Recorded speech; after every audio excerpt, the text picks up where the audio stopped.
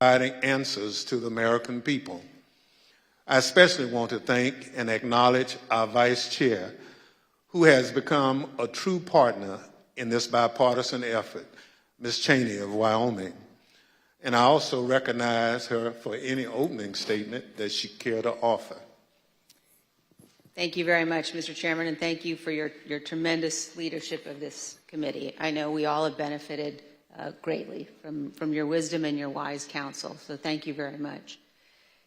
In April of 1861, when Abraham Lincoln issued the first call for volunteers for the Union Army, my great-great-grandfather, Samuel Fletcher Cheney, joined the 21st Ohio Volunteer Infantry. He fought through all 4 years of the Civil War, from Chickamauga to Stones River to Atlanta. He marched with his unit in the Grand Review of Troops up Pennsylvania Avenue in May of 1865, past a reviewing stand where President Johnson and General Grant were seated. Silas Canfield, the regimental historian of the 21st Ohio Volunteer Infantry, described the men in the unit this way. He said they had a just appreciation of the value and advantage of free government and the necessity of defending and maintaining it. And they enlisted, prepared to accept all the necessary labors, fatigues, exposures, dangers, and even death for the unity of our nation and the perpetuity of our institutions. I have found myself thinking often, especially since January 6th, of my great-great-grandfather and all those in every generation who have sacrificed so much for the unity of our nation and the perpetuity of our institutions. At the heart of our republic is the guarantee of the peaceful transfer of power. Members of Congress are reminded of this every day as we pass through the Capitol Rotunda. There, 8 magnificent paintings detail the earliest days of our republic. One, painted by John Trumbull, depicts the moment in 1793 when George Washington resigned his commission, handing control of the Continental Army back to Congress. Trumbull called this, quote, one of the highest moral lessons ever given the world. With this noble act, George Washington established the indispensable example of the peaceful transfer of power in our nation. Standing on the west front of the Capitol in 1981, President Ronald Reagan described it this way: the orderly transfer of authority as called for in the Constitution routinely takes place, as it has for almost 2 centuries, and few of us stop to think how unique we really are.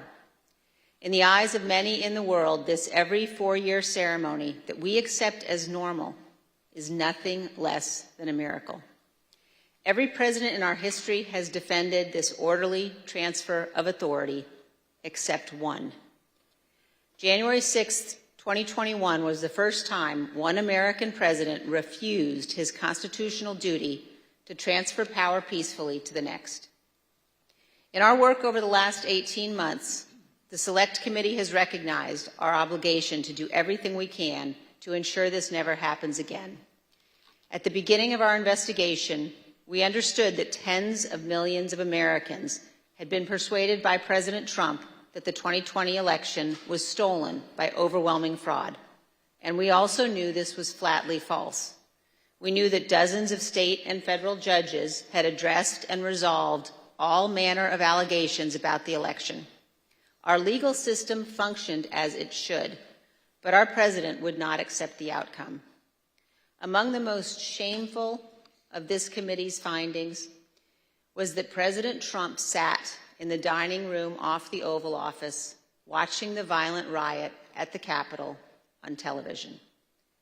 For hours, he would not issue a public statement instructing his supporters to disperse and leave the Capitol, despite urgent pleas from his White House staff and dozens of others to do so. Members of his family, his White House lawyers, virtually all those around him knew that this simple act was critical. For hours, he would not do it. During this time, law enforcement agents were attacked and seriously injured. The Capitol was invaded, the electoral count was halted, and the lives of those in the Capitol were put at risk. In addition to being unlawful, as described in our report, this was an utter moral failure and a clear dereliction of duty. Evidence of this can be seen in the testimony of President Trump's own White House counsel and several other White House witnesses. No man who would behave that way at that moment in time can ever serve in any position of authority in our nation again. He is unfit for any office. The committee recognizes that our work has only begun. It's only the initial step in addressing President Trump's effort to remain in office illegally.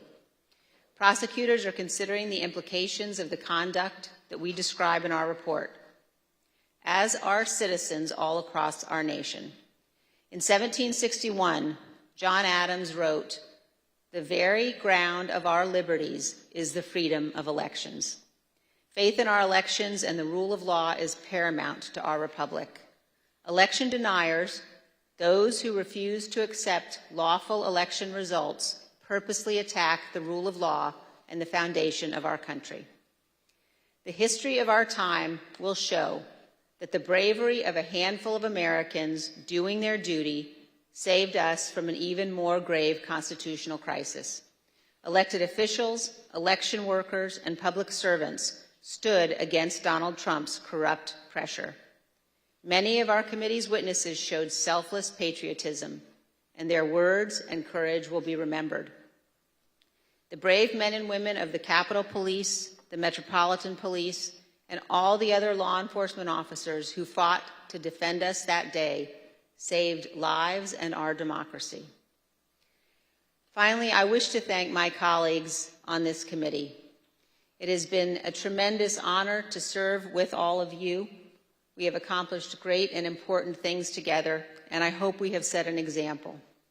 And I also want to thank all of those who have honorably contributed to the work of our committee and to our report. We have accomplished much over a short period of time. Many of you sacrificed for the good of our nation. You have helped make history, and I hope helped to right the ship. Thank you, Mr. Chairman. I yield back.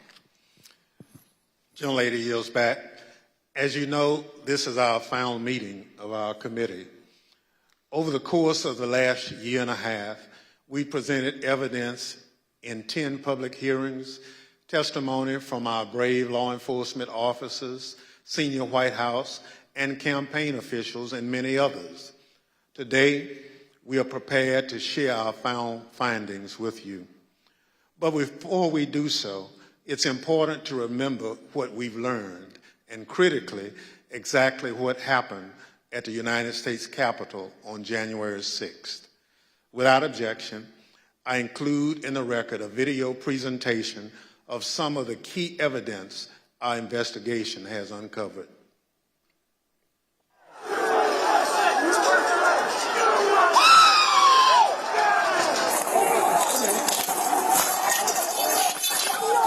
There were officers on the ground. They were bleeding. They were throwing up.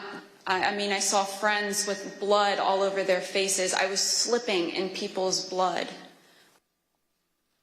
As I was swarmed by a violent mob, they ripped off my badge. They grabbed and stripped me of my radio. They seized ammunition that was secured to my body. They began to beat me with their fists and with what felt like hard metal objects. The key thing to do is to claim victory. No, we won. Fuck you. Sorry, over. We won. Yeah. You're wrong. Fuck you. Right out of the box on election night, the president claimed that there was major fraud underway. I mean, this happened, as far as I could tell, before there was actually any potential of looking at evidence. I didn't think what was happening was necessarily honest or professional at that point in time. So that led to me stepping away. Generally discussed on that topic was whether the fraud, maladministration, abuse, or irregularities, if aggregated and read most favorably to the campaign, would that be outcome determinative? And I think everyone's assessment in the room, at least amongst the staff, Mark Short, myself, and Greg Jacob, was that it was not sufficient to be outcome determinative. I told him that I did believe, yes, that once those legal processes were run, if fraud had not been established, it had affected the outcome of the election. And unfortunately, I believed that what had to be done was concede the outcome. What were the chances of President Trump winning the election? After that point? Yes. None. So what are we going to do here, folks? I only need 11,000 votes. Fellas, I need 11,000 votes. Give me a break. The numbers are the numbers. The numbers don't lie. We had many allegations, and we investigated every single one of them. Did one of them make a comment that they didn't have evidence, but they had a lot of theories? That was Mr. Giuliani. And what exactly did he say, and how that come up? My recollection, he said, we've got lots of theories, we just don't have the evidence. You're asking me to do something that's never been done in history, the history of the United States, and I'm going to put my state through that without sufficient proof? It's a tape earlier in the day of Ruby Freeman and Shay Freeman Morris and one other gentleman quite obviously, surreptitiously passing around USB ports as if they're vials of heroin or cocaine. In one of the videos we just watched, Mr. Giuliani accused you and your mother of passing some sort of USB drive to each other. What was your mom actually handing you on that video? A ginger mint. Do you know how it feels to have the President of the United States to target you? The President of the United States is supposed to represent every American, not to target one.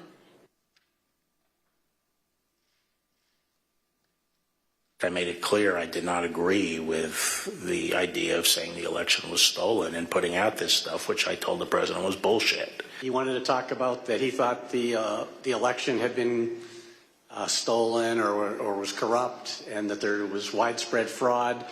And I had told him that our reviews had not shown that to be the case. And I said something to the effect of, sir, we've done dozens of investigations, hundreds of interviews. The major allegations are not supported by the evidence developed. Well, my first thought was, this is a terrible idea. Jeff Clark cannot be installed as acting Attorney General of the United States. You ultimately told us that you described this meeting as not this meeting, the Georgia letter that was proposed as an effing murder-suicide pact. Do you remember using the term murder-suicide pact? Yes.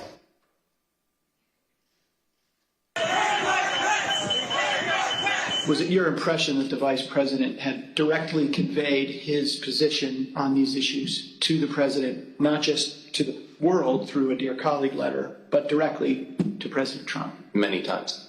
My view is that the Vice President didn't have the legal authority to do anything except what he did.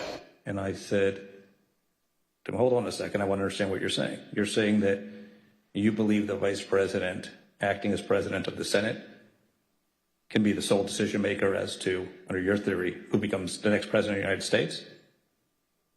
And you said yes.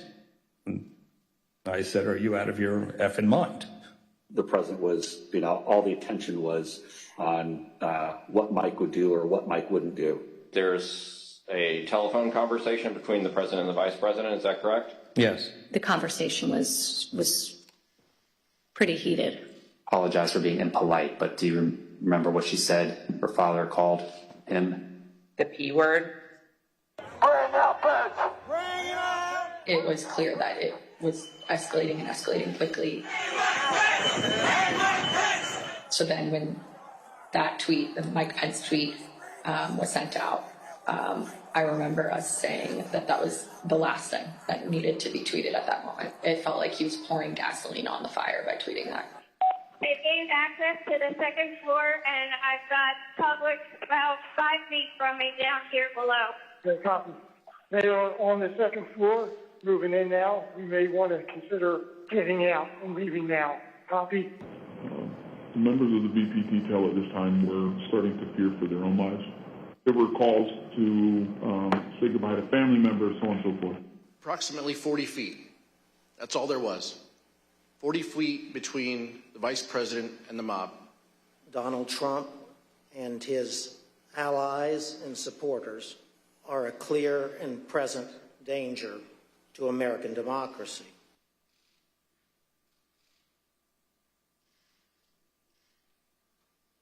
We got derogatory information from OSINT suggesting that some very, very violent individuals were organizing to come to D.C. As Mr. Giuliani and I were walking to his vehicles that evening, he looked at me and said something to the effect of, "Cass, are you excited for the 6th? It's going to be a great day." I remember looking at him and saying, "Rudy, could you explain what's happening on the 6th? He had responded something to the effect of, "We're going to the Capitol. It's going to be great. The president's going to be there. He's going to look powerful." He personally asked for us to come to D.C. that day. And I thought, for everything he's done for us, if this is the only thing he's going to ask of me, I'll do it. Well, basically, the president, got everybody riled up, told everybody to head on down. So we basically were just following what he said.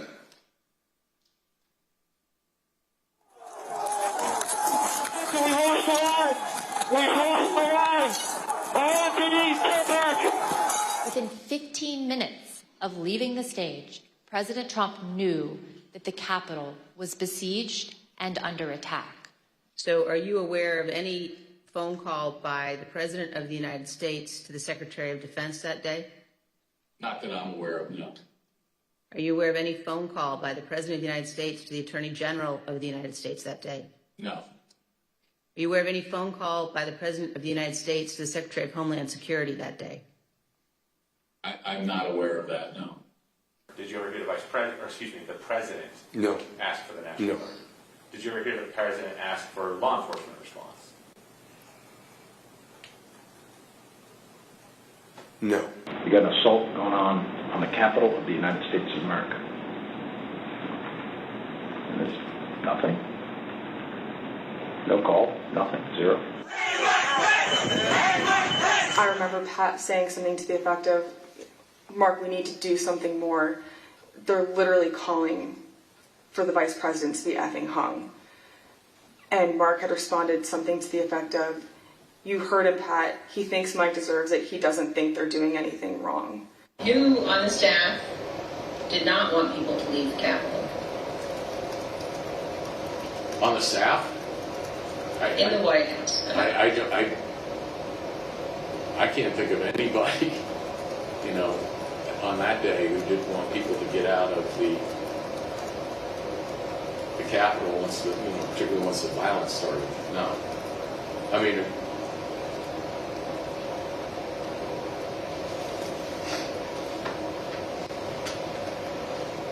What about the president? Yeah. Well, she said the staff. So I answered. No, I said in the White House. Oh, I'm sorry. I apologize. I thought you said who else on the staff.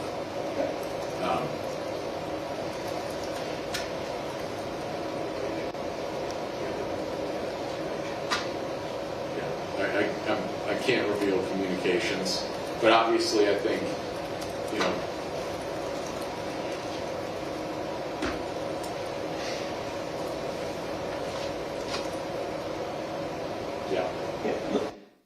I said, "Good, John. Now I'm going to give you the best free legal advice you're ever getting in your life.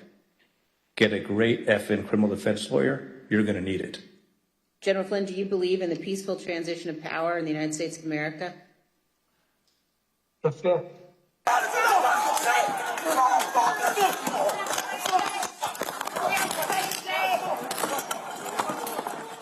Another officer unconscious. The terrorist. What terrorist?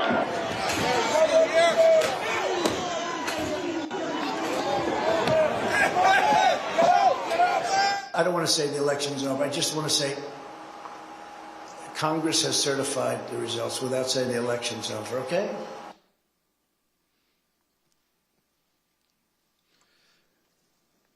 chair now recognizes the gentlewoman from California, Ms. Lofgren, for an opening statement. Thank you, Mr. Chairman.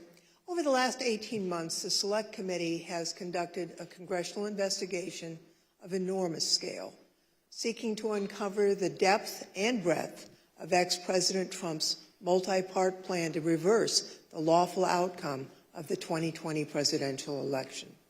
We've compiled an immense volume of documents collected from countless individuals, law enforcement agencies, and federal and state authorities.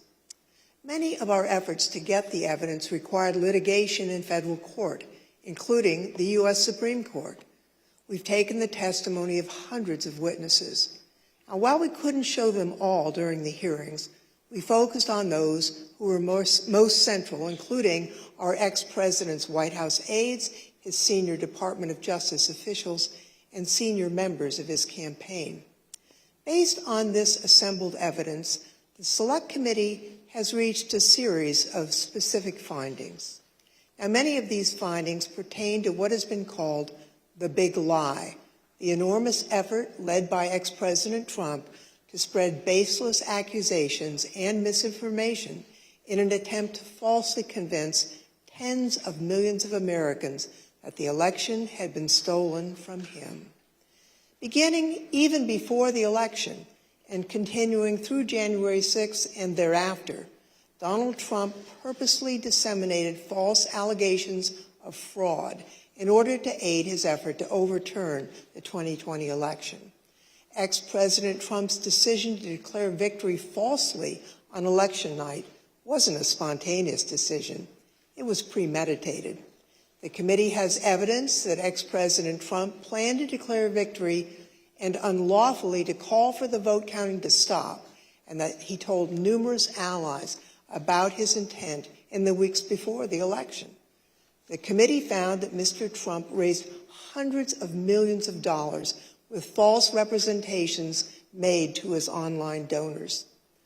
The proceeds from his fundraising, we have learned, have been used in ways that we believe are concerning. In particular, the committee has learned that some of those funds were used to hire lawyers. We've also obtained evidence of efforts to provide or offer employment to witnesses.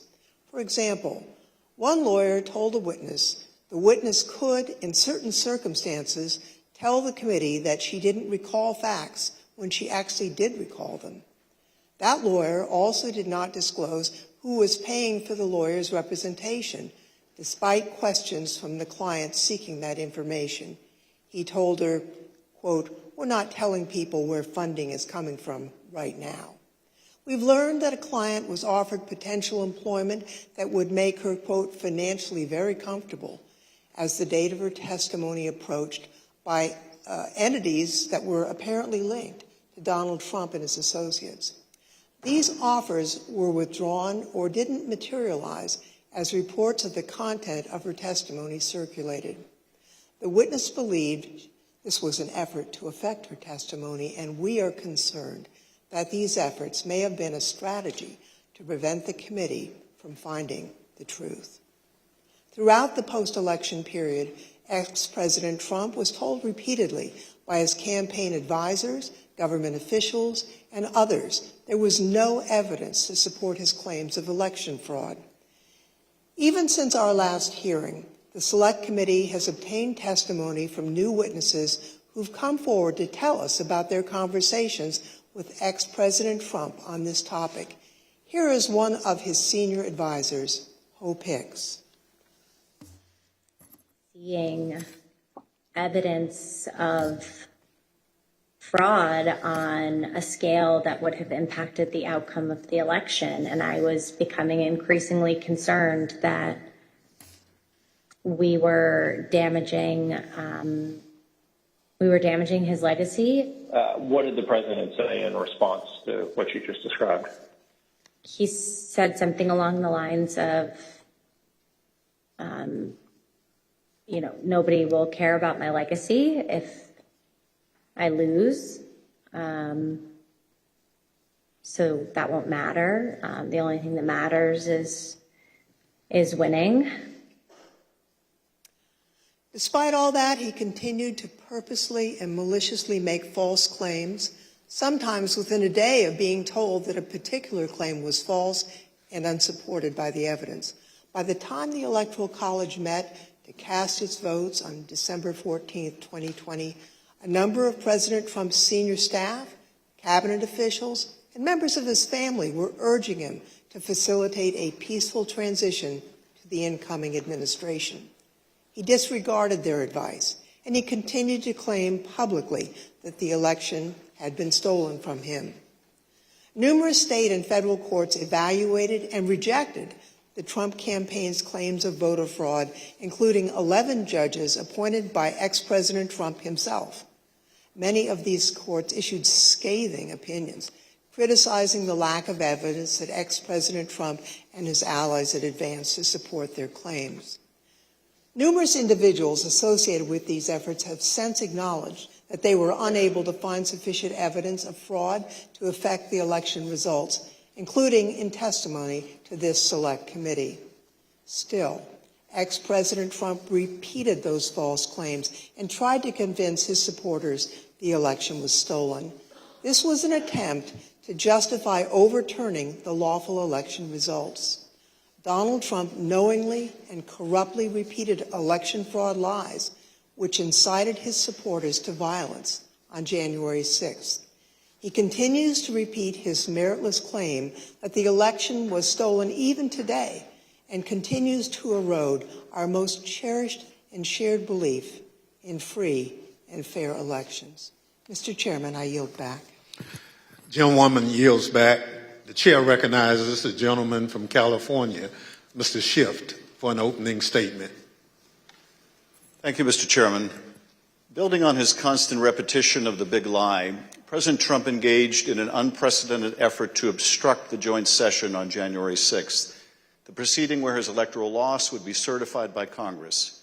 This effort began in part in the states, which hold, count, and ultimately determine the winners of presidential elections.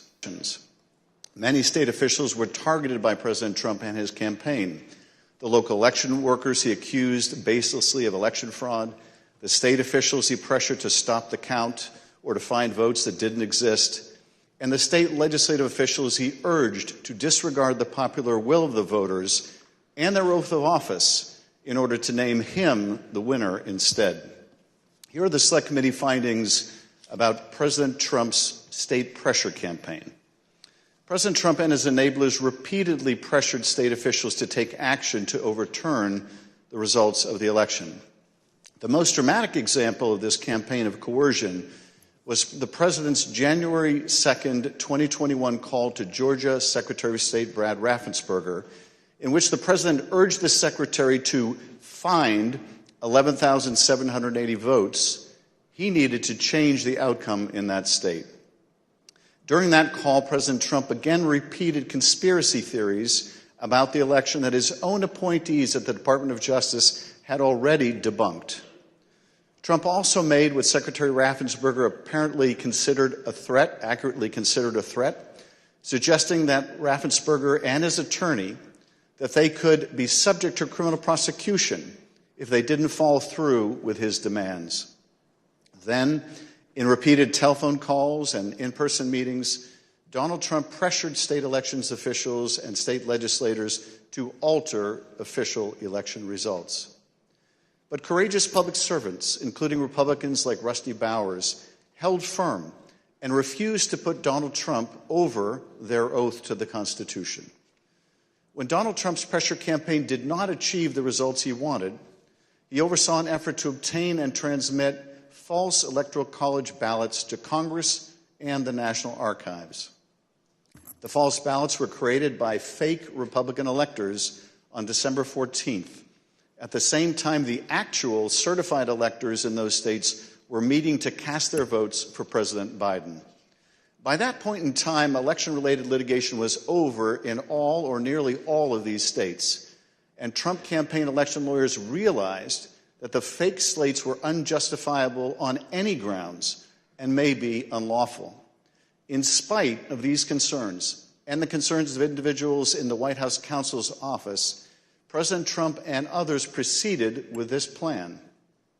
The Select Committee has developed evidence that these intentionally false documents were transmitted to multiple officers of the federal government and were intended to interfere with the proper conduct of the joint session, where the existence of so-called competing slates of electors would serve as a pretext for legitimate electoral votes to be rejected.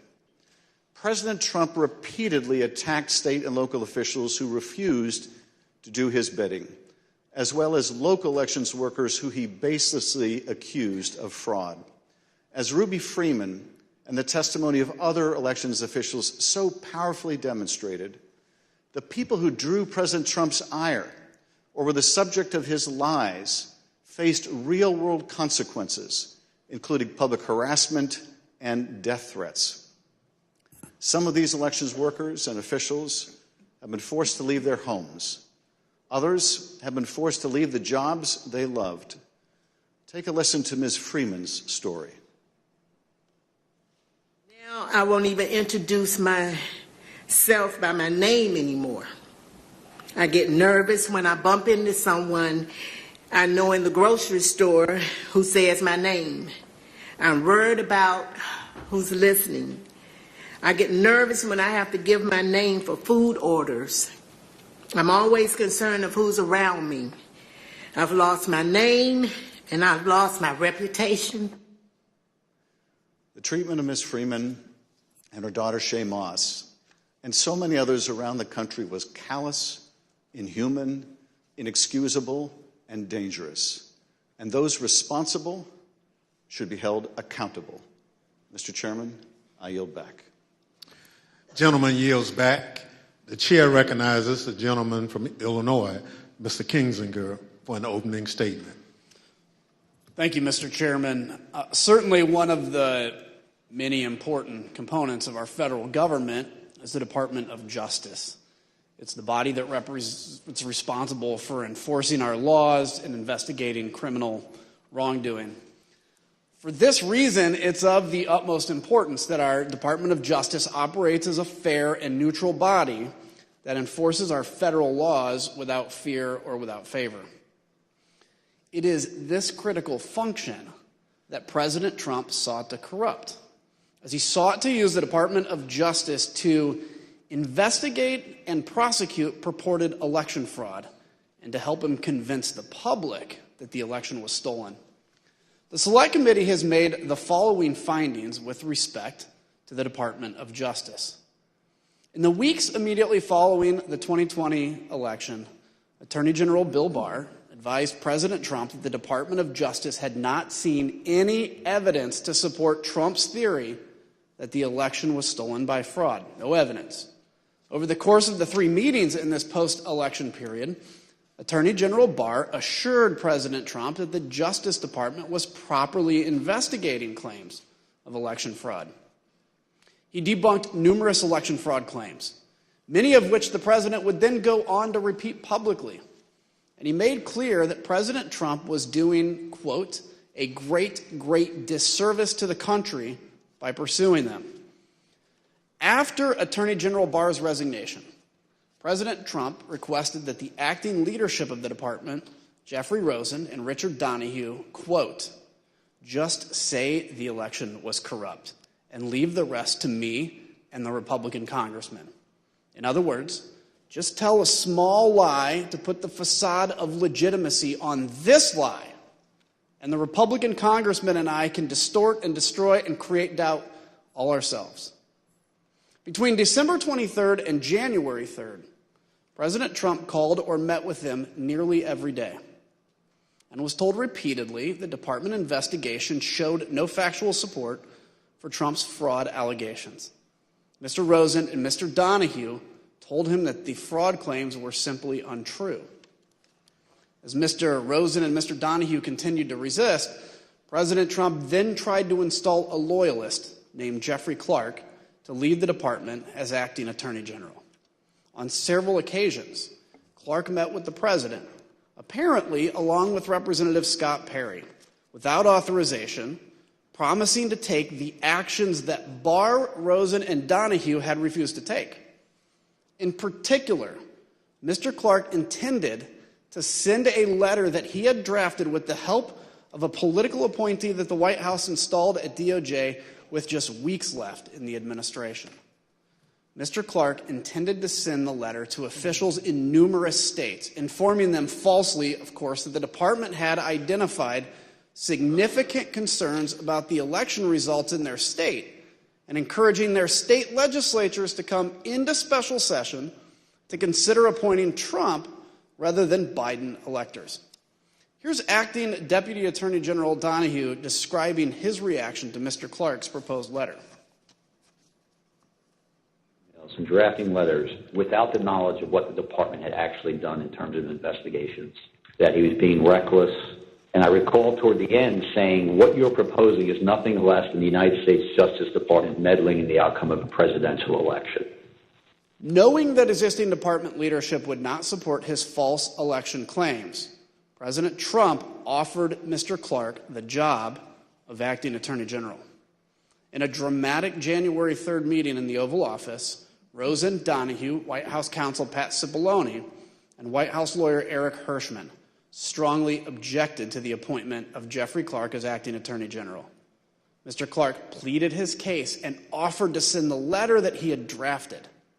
The White House counsel called the Clark letter, quote, a murder-suicide pact. Numerous White House and Department of Justice lawyers all threatened to resign if Mr. Clark was appointed. Donald Trump would be leading a grave. It was only after the threat of mass resignations that President Trump rescinded his offer to Mr. Clark. Mr. Chairman, I yield back. Gentleman yields back. The chair recognizes the gentleman from California, Mr. Aguilar, for an opening statement. Thank you, Mr. Chairman. Former President Trump's multi-part plan didn't stop with the states or with the Department of Justice. It touched nearly every component of our federal system, ranging from the courts to Congress to his own Vice President, Mike Pence. In the weeks before January 6th, Mr. Trump turned to the man who had served him loyally for 4 years. He embraced an illegal scheme proposed by John Eastman and others who concocted an unfounded legal theory that the vice president could reject Joe Biden's electoral votes during the joint session. When Vice President Pence and many others, including Trump's own lawyer, John Eastman, told him correctly that former President Trump spearheaded an unprecedented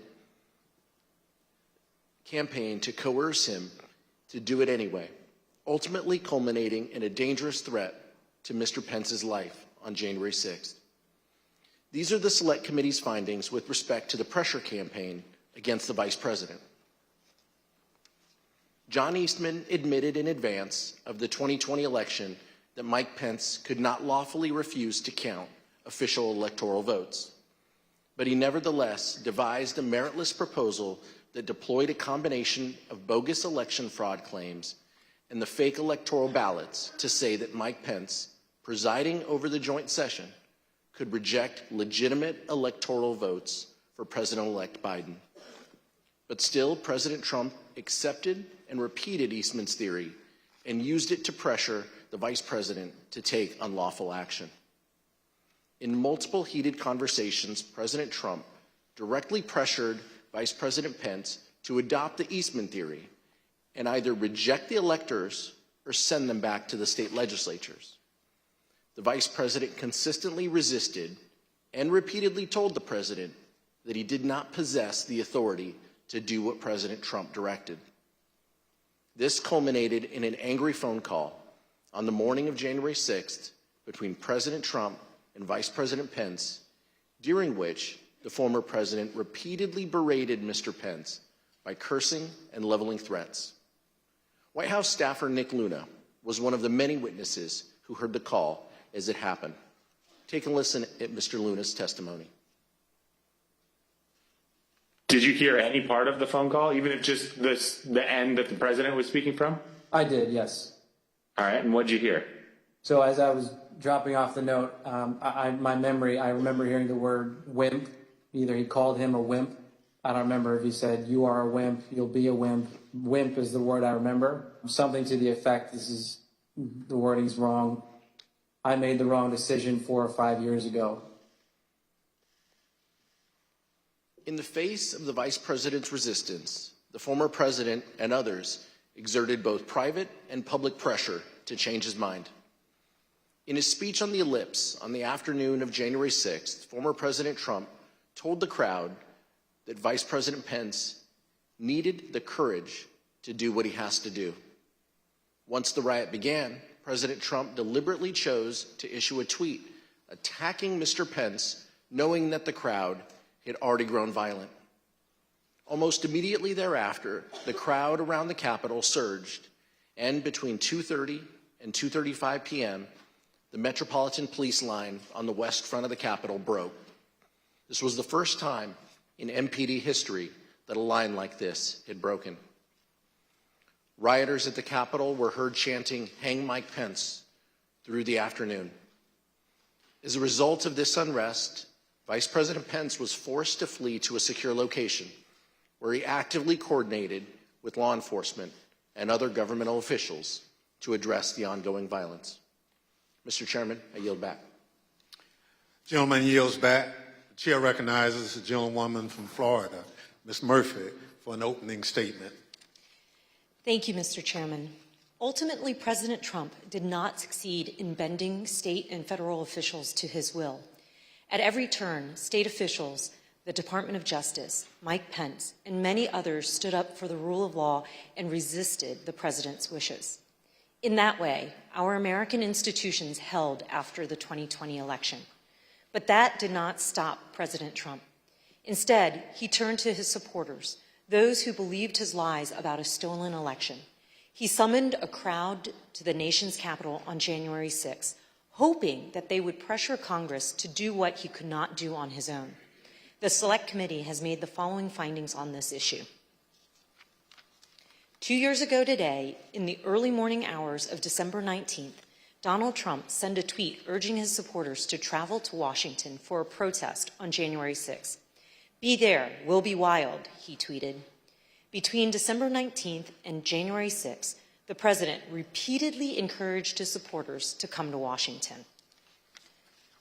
The president's December 19th tweet galvanized domestic violent extremists, including members of the Oath Keepers, the Proud Boys, and organized militia groups. These individuals began organizing to come to the Capitol in large numbers with the specific intent to use violence to disrupt the certification of the election during the joint session. Prior to January 6th, the FBI, Secret Service, U.S. Capitol Police, D.C. government, and other law enforcement agencies gathered substantial evidence suggesting the risk of violence at the Capitol during the joint session. These included warnings like the following. Their plan is to literally kill people. Please take this tip seriously and investigate further. President Trump's supporters have proposed a movement to occupy Capitol Hill. Alert regarding the VP being a dead man walking if he doesn't do the right thing. I saw several other alerts saying they will storm the Capitol if he doesn't do the right thing. In the days leading up to January 6th, President Trump's advisors explicitly told him that he should encourage his supporters to be peaceful that day, but he refused. One witness, Hope Hicks, provided the committee with records of her text messages on January 6th. In one exchange with another staffer, he texted her, "Hey, I know you're seeing this, but he," referring to President Trump, "really should tweet something about being nonviolent." "I'm not there," Hicks replied. "I suggested it several times Monday and Tuesday, and he refused." When Ms. Hicks came in to provide testimony to the committee, we asked her about this exchange. Her explanation is that the he in this text wasn't the president, but rather it was Eric Hirschman. Take a listen to her testimony. When you wrote, "I suggested it several times," and it presumably means that the president say something about being nonviolent. You wrote, "I suggested it several times Monday and Tuesday, and he refused." Tell us what happened. Sure. I didn't speak to the president about this directly, but I communicated people like Eric Hirschman that it was my view that it was important that the president put out some kind of message in advance of the event And what was Mr. Hirschman's response? Mr. Hirschman said that he had made the same, recommendation directly to the president, and that he had refused. Just so I understand, Mr. Hirschman said that he had already recommended to the president that the president convey a message that people should be peaceful on January 6th, and the president had refused to do that? Yes. The public will be able to review this in the transcripts and see the perspective Eric Hirschman gave before we took Hope Hicks's testimony. Despite having knowledge of the threats of violence presented by the crowd gathered on January 6, President Trump gave an incendiary speech, declaring without basis that the election had been stolen and encouraging his supporters to fight like hell. And during the speech and immediately thereafter, President Trump stated his intention to travel to the Capitol with his supporters in an effort to influence the joint session. The Select Committee has developed evidence indicating that President Trump did, in fact, intend to go to the Capitol on the afternoon of January 6th, and that he repeatedly expressed that intention during the afternoon and in the days prior. Mr. Chairman, I yield back. Gentlewoman yields back. The chair recognizes the gentlewoman from Virginia, Mrs. Luria, for an opening statement. Thank you, Mr. Chairman. All of President Trump's efforts came to a head on the afternoon of January 6th. Standing on the stage of the ellipse, President Trump told tens of thousands of angry supporters that the election was stolen, that they had the power to change that if they marched to the Capitol, and that they wouldn't have a country anymore if the presidency was taken away from him. He told them he would be there with them. And then, as the crowd descended on the Capitol, President Trump watched it on television.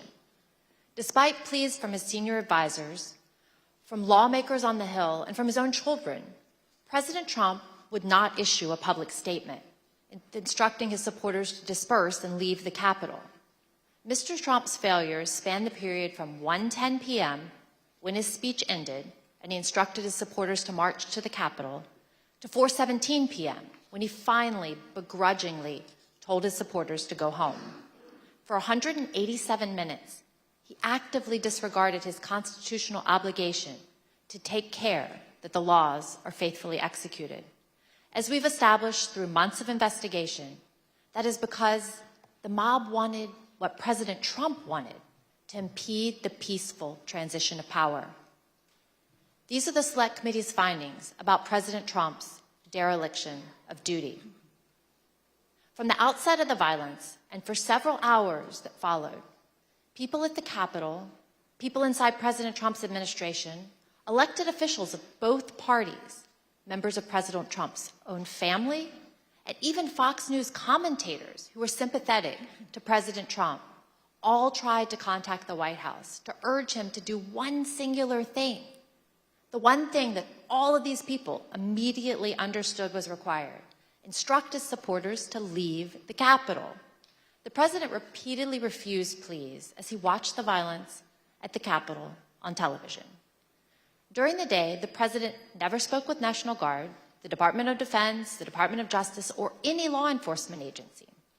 At no point during the day, or any other, did he issue any order to deploy any law enforcement agency to assist. Multiple witnesses, including President Trump's White House counsel, testified to these facts. Your White House employees, who had been speaking directly with President Trump, state that he didn't want anything done. The president was making phone calls that afternoon, but they weren't to law enforcement officials. Rather, President Trump continued to call his lawyer, Rudy Giuliani. Both President Trump and Mr. Giuliani spoke with congressional leaders, even after the violence had begun, to encourage them to continue delaying the session. Approximately 3 hours after being informed of the violence at the Capitol, hours during which, as our evidence has shown, Donald Trump sat in his dining room and watched the violence on television, the president released a video statement in which he again repeated that the election was stolen, told his supporters at the Capitol that he loved them, and ultimately suggested that they disperse.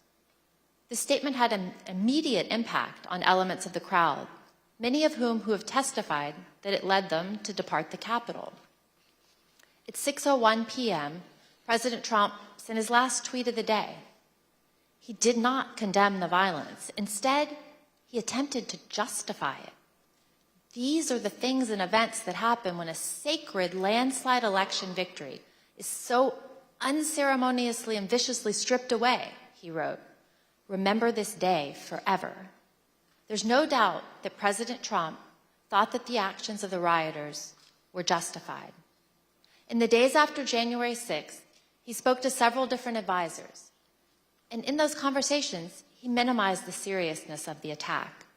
Here is new testimony from another one of President Senior's advisors, Kellyanne Conway. You said you talked to the president the next day. Tell us about that conversation on the 7th. Yeah, I don't think it was very long. I just said that was just a terrible day. I'm working on a long statement. I said it's crazy. What did he say? No, these people are upset. They're very upset. In the days following the attack, President Trump also expressed a desire to pardon those involved in the attack.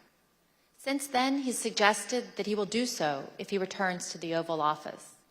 In summary, President Trump lit the flame, he poured gasoline on the fire, and sat by in the White House dining room for hours watching the fire burn.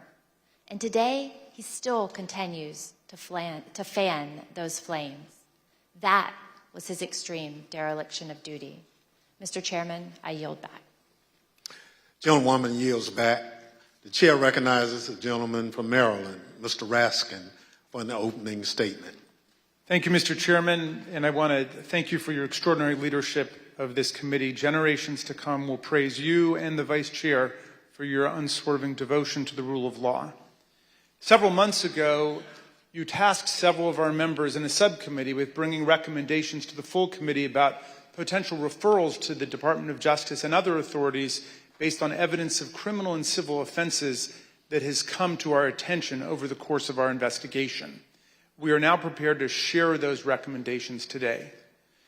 Mr. Chairman, let me begin with some relevant background considerations to our criminal referrals.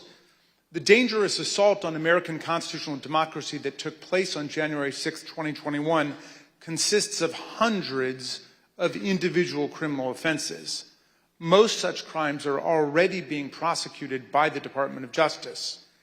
We propose to the committee advancing referrals where the gravity of the specific offense, the severity of its actual harm, and the centrality of the offender to the overall design of the unlawful scheme to overthrow the election compel us to speak. Ours is not a system of justice where foot soldiers go to jail and the masterminds and ringleaders get a free pass. Mr. Chairman, as you know, our committee had the opportunity last spring to present much of our evidence to a federal judge, something that distinguishes our investigation from any other congressional investigation I can recall. In the context of resolving evidentiary privilege issues related to the crime-fraud doctrine in the Eastman case, U.S. District Court Judge David Carter examined just a small subset of our evidence to determine whether it showed the likely commission of a federal offense. The judge concluded that both former President Donald Trump and John Eastman likely violated two federal criminal statutes. This is the starting point for our analysis today. The first criminal statute we invoke for referral, therefore, is Title 18, Section 1512C, which makes it unlawful for anyone to corruptly obstruct, influence, or impede any official proceeding of the United States government. We believe that the evidence described by my colleagues today and assembled throughout our hearings warrants a criminal referral of former President Donald J. Trump, John Eastman, and others for violations of this statute. The whole purpose and obvious effect of Trump's scheme were to obstruct, influence, and impede this official proceeding, the central moment for the lawful transfer of power in the United States. Second, we believe that there is more than sufficient evidence to refer former President Donald J. Trump, John Eastman, and others for violating Title 18, Section 371. This statute makes it a crime to conspire to defraud the United States. In other words, to make an agreement to impair, obstruct, or defeat the lawful functions of the United States government by deceitful or dishonest means. Former President Trump did not engage in a plan to defraud the United States acting alone. He entered into agreements, formal and informal, with several other individuals who assisted him with his criminal objectives. Our report describes in detail the actions of numerous co-conspirators who agreed with and participated in Trump's plan to impair, obstruct, and defeat the certification of President Biden's electoral victory. That said, the subcommittee does not attempt to determine all of the potential participants in this conspiracy, as our understanding of the role of many individuals may be incomplete even today because they refuse to answer our questions. We trust that the Department of Justice will be able to form a far more complete picture through its own investigation. Third, we make a referral based on Title 18, Section 1001, which makes it unlawful to knowingly and willfully make materially false statements to the federal government. The evidence clearly suggests that President Trump conspired with others to submit slates of fake electors to Congress and the National Archives. We believe that this evidence we set forth in our report is more than sufficient for a criminal referral of former President Donald J. Trump and others in connection with this offense. As before, we don't try to determine all of the participants in this conspiracy, many of whom refuse to answer our questions while under oath. We trust that the Department of Justice will be able to form a more complete picture through its own investigation. The fourth and final statute we invoke for referral is Title 18, Section 2383. The statute applies to anyone who incites, assists, or engages in insurrection against the United States of America, and anyone who gives aid or comfort to an insurrection. An insurrection is a rebellion against the authority of the United States.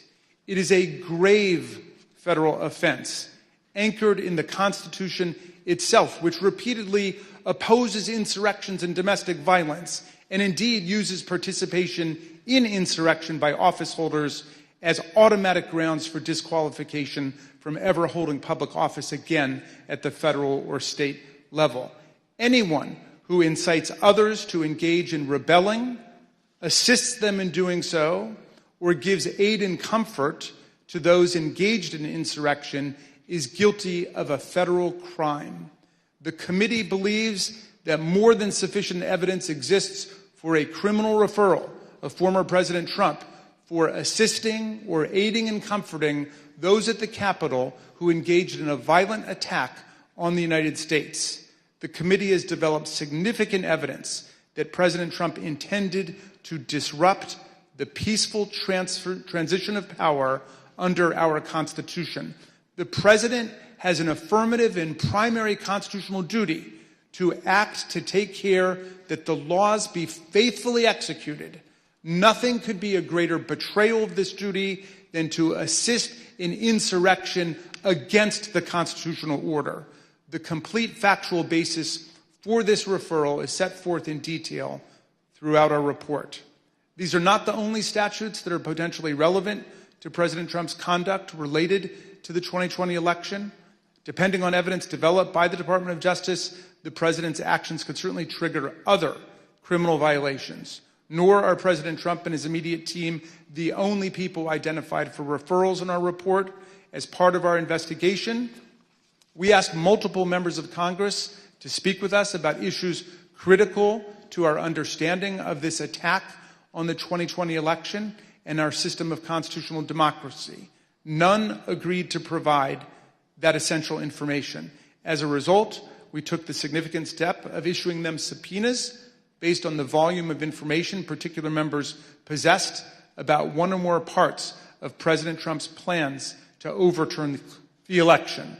None of the subpoenaed members complied, and we are now referring 4 members of Congress for appropriate sanction by the House Ethics Committee for failure to comply with lawful subpoenas. Mr. Chairman, we understand the gravity of each and every referral we are making today, just as we understand the magnitude of the crime against democracy that we describe in our report. But we have gone where the facts and the law lead us, and inescapably, they lead us here.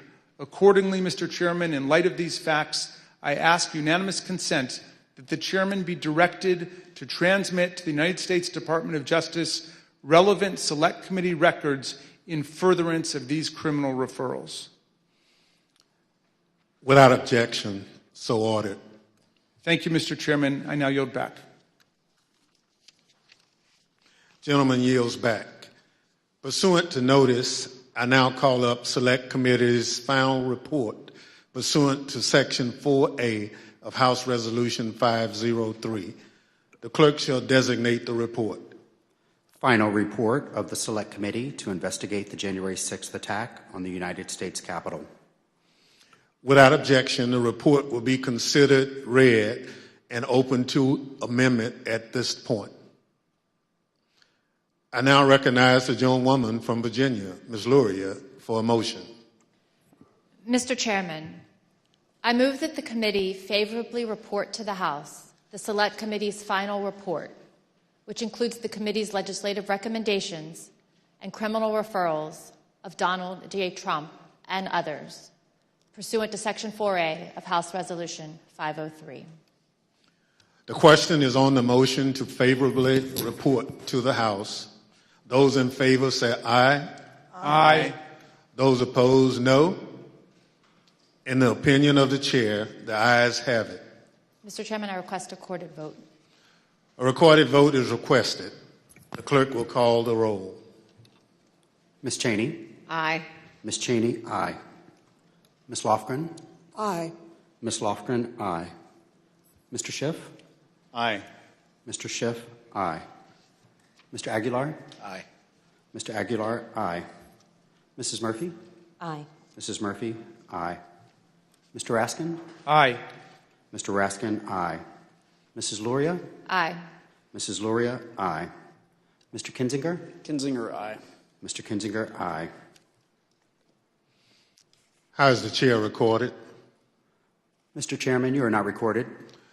Chair votes aye. Mr. Chairman, aye.